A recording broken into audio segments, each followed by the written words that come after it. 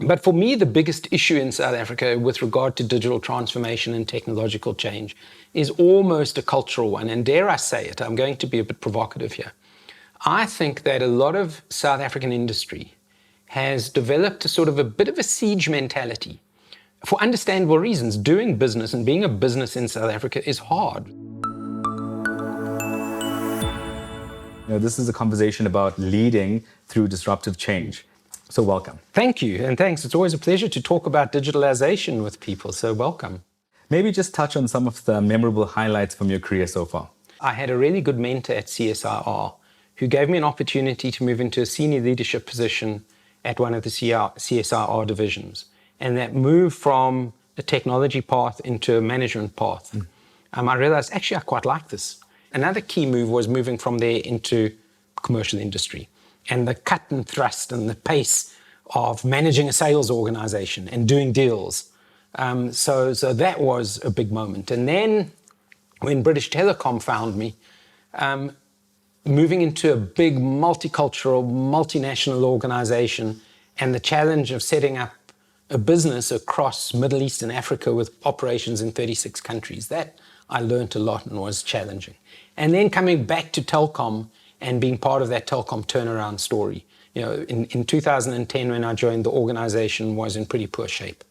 And I think over the last decade, including with my contributions, I think the organization has really moved forward very well. What for you were some of the challenges that left you with the biggest learnings?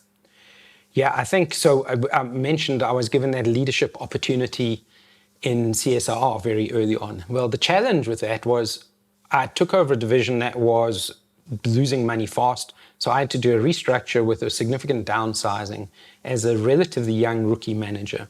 But there I learned the importance of people, the importance of taking people into your confidence, taking people on the journey with you, the importance of it's impossible to over-communicate. And then in Telkom, it was about the focus on execution, on customer relationships, mending customer relationships, managing customer satisfaction, and getting the basics right.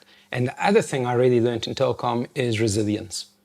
When you're in an organization where every time you open a newspaper or turn on the radio or watch TV, it's how bad you are. But in a turnaround situation, resilience is probably the most important attribute that any leader needs. How should we be thinking about how we deal with the individual customer versus the business customer today? Firstly, in terms of the distinction between consumers and business customers, historically, there used to be quite a clear distinction. The corporate customers wanted bespoke solutions. It was about solution selling. It was about having the organizational DNA to do things on a bespoke, unique basis for each customer and making customers at a corporate level feel loved, but still being able to work within their procurement and acquisition processes and their supply chain processes. Right. Whereas consumers was more transactional. It was about hopefully building some sort of loyal relationship with consumers on an individual basis, but the nature of the engagement was transactional. It was about mass production of the actual offer that you delivered to customers. I think there's a little bit of merging of those two, mainly more from the enterprise space into the consumer space. I'm seeing in the ICT space a lot of consumerization. The distinction between B2B and B2C customer engagement is blurring. In B2C space, it is still about finding ways to build sort of deep relationships with customers, but on a mass basis. And with consumers, though, the issue is that an old marketing manager friend of mine always used to say that customers make decisions on the basis of how they feel more than on the basis of what they know. So yes, they might go online and find out all the facts and figures about this car or all the details and data about that computer, whatever they're looking to buy.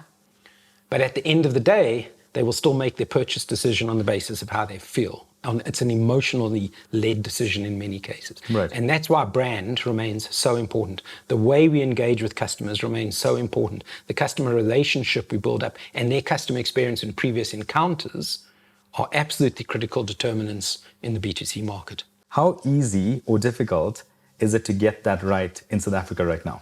For significant parts of the market, there's no fundamental constraints or inhibitors on getting 360-degree views of the customer, how we use the data, getting access to the data. It's no different. There are huge challenges in terms of data ethics. But for me, the biggest issue in South Africa with regard to digital transformation and technological change is almost a cultural one. And dare I say it, I'm going to be a bit provocative here. I think that a lot of South African industry has developed a sort of a bit of a siege mentality. For understandable reasons, doing business and being a business in South Africa is hard. There are waves and waves of challenges which we have to deal with here that a lot of our international counterparts don't have to deal with. And the focus over the last 2 decades has moved towards one of really risk management, risk minimization, consolidation, and let's not mess it up. But a lot of technological change is actually driven by opportunity. The reason you technologically transform is because technology can open up new opportunities. If you do it right, it might save you money as well. But the real reason you do it is to open up new opportunities. But if you've got let's call it a pessimistic mindset, a risk minimization mindset, you miss a lot of those opportunities. So my challenge to South African businesses for the last decade really has been, yes, of course we need to save cost. Of course we need to manage risk. Make no doubt about it. But let's not miss the opportunity by having a narrow defensive mindset as opposed to an expansive opportunity-driven mindset. Right. Because that's where technological transformation really can play a role. It's about evaluating that decision across more than just the cost factor. Absolutely. And really looking at it in terms of its capability to unlock new opportunities for the firm. Absolutely. So let me give you another example of that. Robotic process automation, or automation in general. So people say, why do we want to automate? And the knee-jerk response comes back, it's going to save us money. It will. But the real reason you automate, there's actually 4 much more compelling reasons you automate. The first is there is incredible data which shows that the emotional nature of human beings impacts on their productivity and their ability to perform consistently. Machines are not emotional. So machines outperform human beings with regard to being non-emotional. I mean, there's a flip side to that which we can come back to. But in many core routine tasks, you don't want an emotional person doing the work. It must be a consistent, unemotional response. The second thing is machines are much quicker to scale, up or down. If you used to run an outbound contact center or an insurance claims processing business using people and you wanted to double your capacity, you needed to double the number of people. Whereas if you've digitalized all that and you want to double the capacity, go to Azure, fire up a few extra servers, and hey presto, you've doubled your capacity. Yeah. The third reason is that we've seen the data. Computers are just much faster at many routine cognitive tasks, let alone physical tasks, but routine cognitive tasks than people. So we've seen the data coming from RPA benchmarks where computers can do things 50, 100 times quicker than people. And the most important reason, though, is computers don't make mistakes. We joke, I know people roll their eyes when we talk about self-driving cars. Well, in South Africa, we kill 14,000 people a year on the roads. When self-driving cars mature, I guarantee you they'll probably kill 140 and people will be up in arms because it's way too many. But the reality is computers make far fewer mistakes. So they're quicker to scale, they're not emotional, they're much faster, they make fewer mistakes. Therefore, because of all of that, they deliver incredible competitive advantage. Oh, and by the way, they might save you some money. So that's why you automate. And in a sense, it's the same with the view of the customer. It will give you incredible opportunities to understand what your customers want, know how what you're doing, how they relate to what you are doing, how it affects them, what they are consuming, what their needs and wants are, and their emotional responses as well as their practical responses. If you have that, that's sustainable competitive advantage. That's the reason to do it. And as we pack this entire thing together, it's really about not moving away from relationships, but doing all of these things to strengthen relationships. What are your thoughts on relationships? Yeah, I think relationships, ironically, the more digital the world becomes, the more important our humanness becomes. The majority of our engagements with customers, the customer will want an entirely end-to-end digital experience without hands or humans in the loop. If you book a flight, or you book a hotel room, or you buy something online, You want, it must be always on, instant gratification, instant confirmation, etc. So that is a process without any human in the loop. Yeah. Every time a human gets into the loop, the human introduces error, slows it down, etc. I was speaking to the CEO of one of South Africa's big banks last year, and he was saying what they are seeking to do is move towards to differentiating based on the humanness of the experience. Absolutely, there's a huge amount of tech below the surface. But you don't want the customer to feel that they're dealing with a machine. If you compare music of the 70s and 80s and even 90s to music of today, back in the 70s and 80s, the lead singers of bands could barely sing. Many of them had really shocking voices. If you listen to the popular music of today, almost every of the top popular songs is set alight by an incredible lead vocal performance. Why do I mention that? It's because everything else now is done on a computer. From the drums to the keyboards to the orchestra to even the guitar nowadays, heaven forbid, is done from a computer. The only thing that is human is the voice, and that is what differentiates it. And it's going to be the same in business. Everything is going to come from computers. But what will differentiate you in terms of a customer relationship will be the human face that you present to your customer. It's about really streamlining that end-to-end value chain. What are some of your thoughts regarding how we need to be rethinking our manufacturing or even assembly in the current circumstance while we are having to face such disruptive change? When I look at the manufacturing industry, though, I think there are a few key trends that one sees and then thinks out, how do we respond? So obviously trend one that COVID has made very evident is supply chain resilience. That in the globally connected world, I think we've really seen how we need more resilient supply chains and how we manage that supply chain in an optimal way. I think for manufacturing firms that have physical input products, physical input materials becomes really, really important. So that would be one thing. A second general trend that I think impacts on manufacturing is the whole issue of acceleration.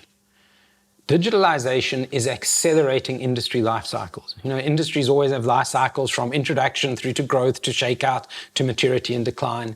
And these industry life cycles over centuries have typically lasted 50 to 100 years.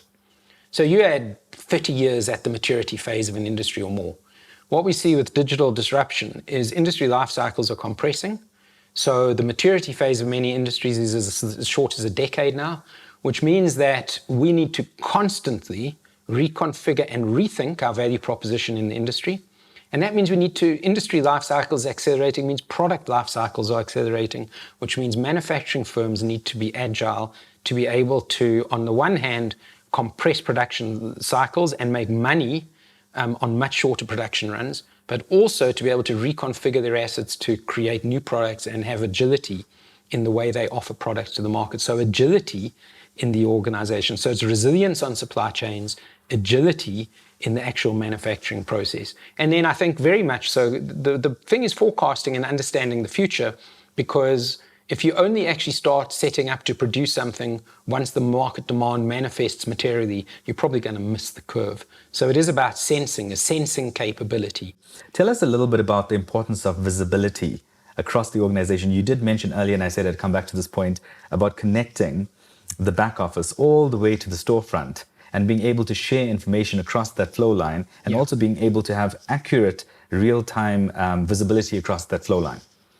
The more insight we can have about the market, the more insight we can have about our production processes and indeed about our competitors, the more we can move from range forecasting and predictions and scenarios to actual forecasts and plans. So the first thing that is really important to say is the more you can join up your organization with data from end to end, the better your forecasting and your planning will be. The second thing, and this is really critical in the digital age, coming back to acceleration. Once upon a time, I mentioned I was an engineer. Control theory 101 is the quicker you loop bandwidth, the greater degree of control you can exercise. So speed of getting data from the edge to the center and back. The speed of control, in engineering terms, reducing the loop bandwidth of the system is absolutely fundamental to exercising precise control. Right. the latency in the system needs to be minimized. And that is where digital measurement tools and digital information systems are so powerful and important. Right. How can we use some of this thinking to impact our how we manage costs? I mean, at the fundamental thing is the better the granularity of the data you have, the better the currency of the data you have, and the more extensive and complete that set of data you have is, the better the decisions you'll be able to make about where the constraints in the organization are, and to remove those constraints to maximize the efficiency and productivity of the system as a whole, right, which in a sense reduces cost. Sometimes productivity can increase output and thereby reduce unit cost. Other times it can actually reduce the actual overall cost base as well. So I think the quality, the currency, and the granularity of information is fundamental to that. I think the other point to add to that, though, is disruption is an easy term to use, but in business, we found, our research is that disruption comes from three broad categories. Your demand can be disrupted, in which case your business can be disrupted. The way the services are provided to the market, the way they are produced, sourced, and provided to the market can be disrupted, and then your business will be disrupted.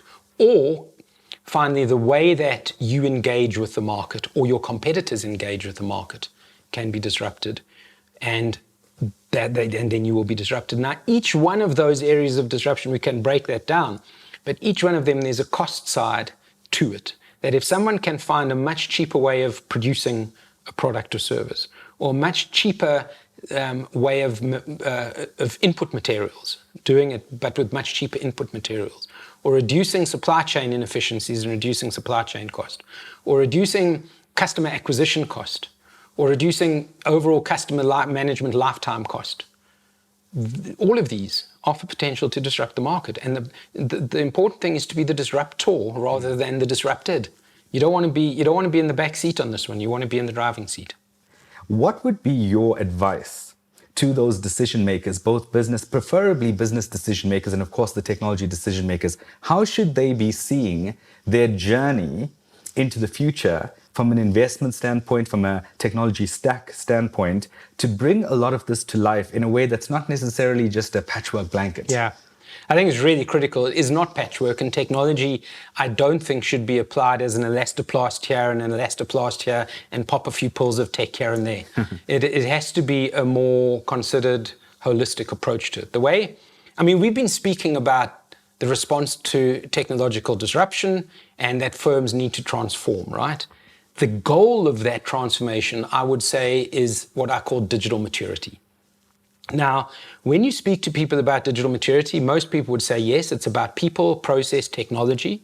Many would add it's about the system. It's not just it's sort of independently about people and process and technology. It is about a holistic systems view of bringing that together.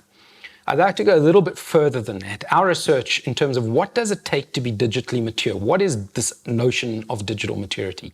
And we looked at 5 of the leading books. We looked at all of the global advisory firms. We looked at more than 50 academic papers on what is digital maturity. And what we found was that there's probably 12 things that you have to get right in a systems context to be properly digitally mature. So let's start at the end. The end is business outcomes. Technology is not there for technology's sake. Technology has to deliver business outcomes, be that revenue, be it customer loyalty, be it customer satisfaction, be it profit, whatever. It's a business outcome technology has to deliver. What are the levers, what are the domains that directly affect business outcomes? It's the product domain, how you digitalize your product. It is about your process domain, optimizing your business processes. It's about your workforce domain. It is about how you actually use your workforce and empower them to really achieve great results. And it is about your information and data domain, about how you put that to work. And admittedly, there's a 5th one. It's about data ethics. We touched on it. But if you get your data ethics wrong, speak to some companies that have got it wrong. Huge negative impact on the business outcomes. So those are the areas that directly impact on the business outcomes. But what enables those? There's 2 things that enable all of those. The first is the skills of your people. when we've spoken about skills. And the second thing is, it's your technology excellence. It is about, we can't get away from it. You need to invest in end-to-end technology excellence.